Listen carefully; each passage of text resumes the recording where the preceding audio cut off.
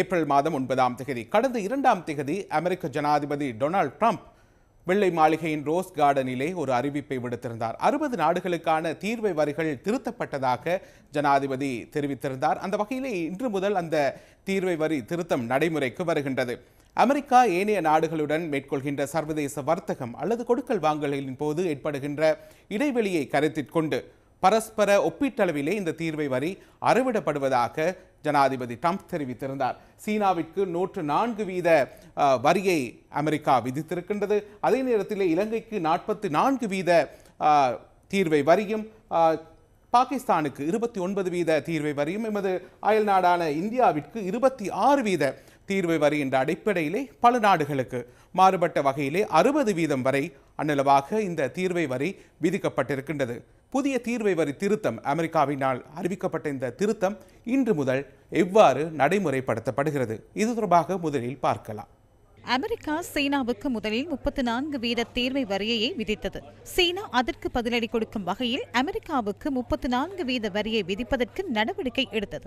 இதனையடுத்து சீனாவுக்கு பதிலளிக்கும் வகையில் மேலும் 50% தீர்வை வரியை சீனாவுக்கு விதிப்பதாக ஜனாதிபதி ட்ரம்ப் அறிவித்தார். இதற்கமைய இன்று முதல் சீனாவிலிருந்து இறக்குமதி செய்யப்படும் அனைத்து பொருட்களுக்கும் அமெரிக்கா 104% தீர்வை வரியை விதித்துள்ளது. A 104% tariff. Think of it, 104%. சீனா இதற்கு பதிலளித்தமை தவறானது. அதற்கு பதிலாக சீனா இணக்கப்பாட்டிற்கு வந்திருக்க வேண்டும். ஆனால் அவர்கள் அதனை செய்ய வேண்டிய விதத்தை அறியவில்லை. அநேகமான நாடுகள் நம்முடன் கலந்துரையாடுகின்றன, சில இணக்கப்பாடுகளையும் ஏற்படுத்திக் கொண்டுள்ளன. சீனாவுக்கு இது புரிவதில்லை. இதனால் நாம் நிச்சயமாக சீனாவுக்கு 104% தீர்வை வரியை விதிப்போம். சீனா இது தொடர்பில் உறுதியான நிலைப்பாட்டிலேயே உள்ளது. நான் மீண்டும் கூற வேண்டும், அமெரிக்கா விதித்துள்ள வரிகளுக்கு நாம் பதிலளிக்க தயார். நாம் எப்போதும் தீர்மானங்களை மீளப்பெறப் போவதில்லை என்பதை கூறுகின்றோம். இது தெளிவாகவே வேறு நாடுகள் தொடர்பில் கவனத்திற்கொள்ளாமல் அமெரிக்காவினால் எடுக்கப்பட்ட தீர்மானமாகும். நாம் இது தொடர்பில் இறுதி வரை முடிந்தவற்றை செய்வோம். நாம் சீனாவின் எந்தவொரு பொருளாதார முறைமைக்கும் பாதுகாப்புக்கும் அபிவிருத்திக்கும் எந்தவித பாதிப்பும் ஏற்படுத்துவதற்கு இடமளிக்கப் போவதில்லை. நான் அதனை கூற வேண்டும். சீனாவை தவிர்த்த மேலும் சில நாடுகளுக்கும் அமெரிக்கா இன்று முதல் நடைமுறைக்கு வரும் வகையில் தீர்வை வரியை விதித்துள்ளது. இதற்கமைய கம்போடியா 49%, மடகஸ்கார் 47%, இலங்கை 44%, Thailand 36%, Taiwan 32%, Pakistan 29%, India 26%, Japan 24% என்ற அடிப்படையில் பரஸ்பர ஒப்பீட்டளவில் தீர்வை வரி நடைமுறைப்படுத்தப்படுகின்றது. தனது பிரதான வர்த்தக பங்காளரான ஐரோப்பிய ஒன்றியத்திற்கும் ஜனாதிபதி ட்ரம்ப் 20% தீர்வை வரியை விதித்துள்ளார். அமெரிக்க ஜனாதிபதி டொனால்ட் ட்ரம்ப் அறிவித்த இந்த புதிய தீர்வை வரி திருத்தம் அமெரிக்க பிரஜைகளுக்கும் தாக்கத்தை ஏற்படுத்தியிருக்கின்றது. இன்றைய தினம் ராய்ட்டர்ஸ் செய்தி சேவை இது தொடர்பான ஒரு செய்தியை வெளியிட்டிருந்தது. அந்த வகையிலே இதை நாங்கள் பார்க்கும் போது அமெரிக்காவிலே பல்வேறு பொருட்களின் விலைகள் இந்த தீர்வை வரி அதிகரிப்பை அடுத்து அதிகரித்துள்ளதை நாங்கள் காணக்கூடியதாக இருக்கின்றது. நாங்கள் உதாரணமாக சில பொருட்களை எடுத்துக்கொள்ளலாம். ஆடைகளை எடுத்துக்கொண்டால் ஆடைகளின் விலைகள் 37% வரை அதிகரிக்கும் என்றுதான் ராய்ட்டர்ஸ் செய்தி சேவை தெரிவிக்கின்றது. அதே நேரத்திலே அமெரிக்க சந்தையில் விளையாட்டு பொருட்கள் மற்றும் வீடியோ கேம்ஸ் ஆகியவற்றின் விலைகள் 30% அதிகரிக்கும் என இந்த அறிக்கையிலே குறிப்பிடப்பட்டிருக்கின்றது. கணினி பாகங்களை எடுத்துக்கொண்டால் கூட அதிலும் 30% விலை அதிகரிப்பு ஏற்படும் என்பதுதான் அவர்கள் கணித்திருக்கக்கூடிய விடயமாக இருக்கின்றது. ஸ்மார்ட் போன்ஸை எடுத்துக்கொண்டால் 27% அதன் விலைகள் அதிகரிக்கப் போகின்றது. அதே நேரத்திலே நோய்களை கண்டறிவதற்கான உபகரணங்களின் விலை கூட 10%. இவ்வாறு பல பொருட்களின் விலைகள் இந்த புதிய தீர்வை வரி அதிகரிப்பை அடுத்து அமெரிக்க சந்தையிலே அதிகரிக்கக்கூடும் என்பதுதான் இந்த ராய்ட்டர்ஸ் தகவல்களிலே குறிப்பிடப்பட்டிருக்கின்றது.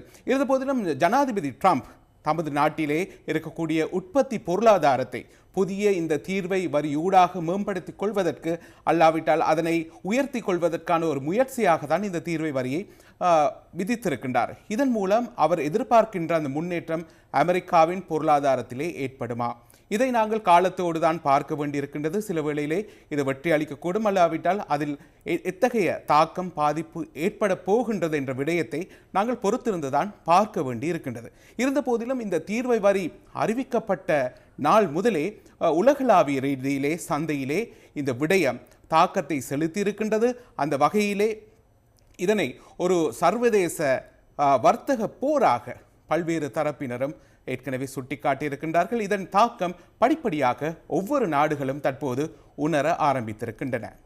அமெரிக்க ஜனாதிபதியின் தேர்வு வரி திருத்தம் பங்கு சந்தைக்கு உடனடி தாக்கத்தை ஏற்படுத்தியது. அமெரிக்க பங்கு சந்தையின் முன்னணி நிறுவனமான S&P 500 நிறுவனம் ஜனாதிபதி டிரம்பின் தீர்மானத்தை அடுத்து பங்கு சந்தை கொடுக்கல் வாங்கலின் போது $5.8 டிரில்லியன் நட்டத்தை எதிர்நோக்கியுள்ளது.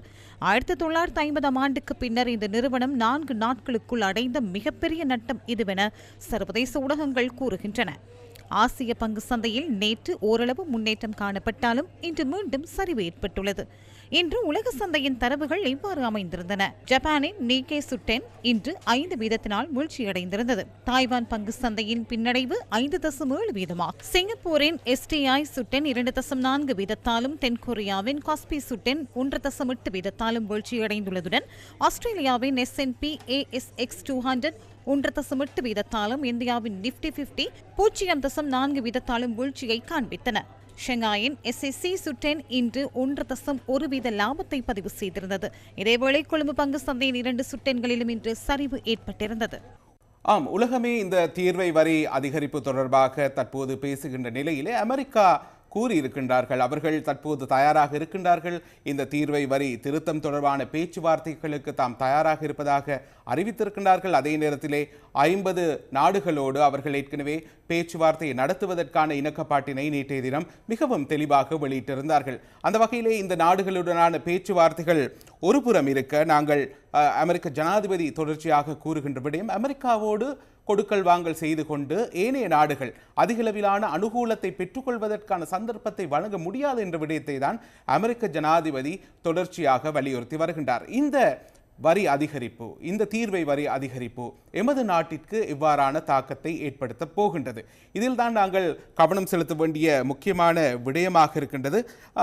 இதை நாங்கள் பார்க்கும் போது இலங்கையிலிருந்து நாங்கள் அதிகளவிலே ஆடை சார்ந்த உற்பத்திகளை தான் அமெரிக்காவிற்கு ஏற்றுமதி செய்கின்றோம். நாங்கள் அமெரிக்காவிற்கு தீர்வை வரியை அதிகளவில் விதிக்காவிட்டாலும் கூட நாங்கள் பல்வேறு வரிகளை விதித்திருக்கின்றோம். அதே நேரத்திலே பல கட்டணங்களை அறவிடுகின்றோம். இதெல்லாம் பார்க்கும் போது அமெரிக்காவோடு நாங்கள் மேற்கொள்கின்ற இந்த கொடுக்கல் வாங்கல்கள் மூலம் எமக்கு சுமார் $2 பில்லியன் வரை அனுகூலம் கிடைக்கின்றது.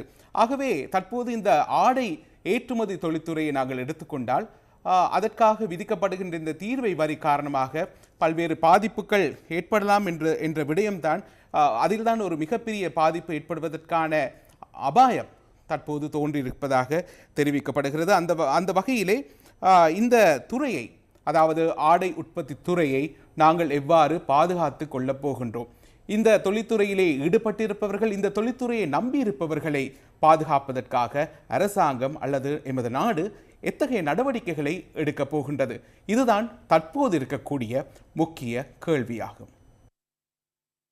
இந்த விடயம் தொடர்பில் கலந்துரையாடுவதற்கு ஜனாதிபதி அனுர்குமார் திசாநாயக்க தலைமையில் சர்வகட்சி மாநாடு நாளை நடைபெறவுள்ளதாக சபை முதல்வர் பிமல் ரத்நாயக்க எக்ஸ் தளத்தில் குறிப்பிட்டுள்ளார். இந்த விடயம் தொடர்பில் கலந்துரையாடுவதற்கு எதிர்க்கட்சியில் உள்ள 12 கட்சிகளின் தலைவர்கள் ஜனாதிபதியிடம் வேண்டுகோள் விடுத்திருந்தனர். இது ஒரு நாட்டை அடிப்படையாக வைத்துக்கொண்டு அமெரிக்கா விதித்துள்ள தீர்வு வரி அல்ல. சுருக்கமாக கூறுவதாயின், இறக்குமதி செய்யப்படும் சில பொருட்களுக்கு விதித்துள்ள தீர்வை வரியாகும். இது உலகில் புதியதோர் கருத்தாடலை ஏற்படுத்தியுள்ளது. இவ்வாறான பொருளாதார கொள்கை அல்லது வரி கொள்கை உலகில் எங்கும் இருக்கவில்லை. இது நடைமுறை சாத்தியமற்றது என்பது தற்போது உறுதியாகி வருகின்றது. தேவையாக உரிய வர்த்தக ஒப்பந்தங்களுக்கு செல்லாமல், எமது இறக்குமதி கட்டமைப்பினை மாற்றியமைக்காமல் எமது நாட்டினை அபாயமிகு ஓர் நிலைமைக்கு முன்னர் ஆட்சியில் இருந்த அரசியல்வாதிகள் உருவாக்கினர். குறிப்பாக வர்த்தக உடன்படிக்கை மற்றும் கடன் சுமை என்பதும் அவ்வாறே. எனவே குறித்த 3 விடயங்களையும் சுமந்து கொண்டு நாம் கேலியாக செயற்பட்டு பலனில்லை. அமெரிக்க ஜனாதிபதி டொனால்ட் ட்ரம்பினுடைய தன்னிச்சையான முடிவு காரணமாக நமது நாடு மாத்திரமல்ல, முழு உலகமுமே இன்று பாதிக்கப்பட்டிருக்கிறது. இது எந்த வகையிலும் இதற்கு நாங்கள் ஒருபோதும் எங்களுடைய ஆதரவு வழங்க முடியாது.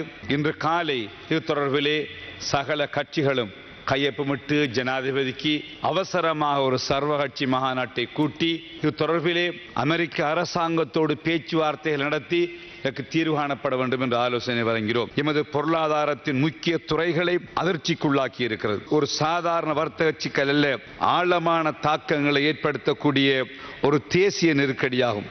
ஆளும் கட்சி எதிர்க்கட்சி இருக்கின்ற இந்த வேறுபாடுகளும் இல்லாமல் நாங்கள் எல்லோரும் ஒன்று சேர்ந்து இந்த சூழ்நிலையிலே இருந்து அந்த வரி விதியை நீக்குவதற்கான முயற்சிகளை மேற்கொண்டு சென்று கேட்டுக்கொள்ள விரும்புகிறேன். நாட்டின் பொருளாதாரமானது 5% அதிகரித்திருக்கின்றதாக மத்திய வங்கி அறிக்கையை கேட்கின்ற போது மிகவும் சந்தோஷமான விடயமாக இருக்கின்றது. சான் ஏற முளம் சறுக்கின்ற விடயமாக எமது நாட்டிலே இப்போது ஒரு நெருக்கடி ஏற்பட்டிருக்கின்றது. அமெரிக்கா அரசினால் விதிக்கப்பட்ட வரியின் பாரிய அளவு பிரச்சனைகளை எதிர்கொள்ள வேண்டிய தேவை இருக்கின்றது.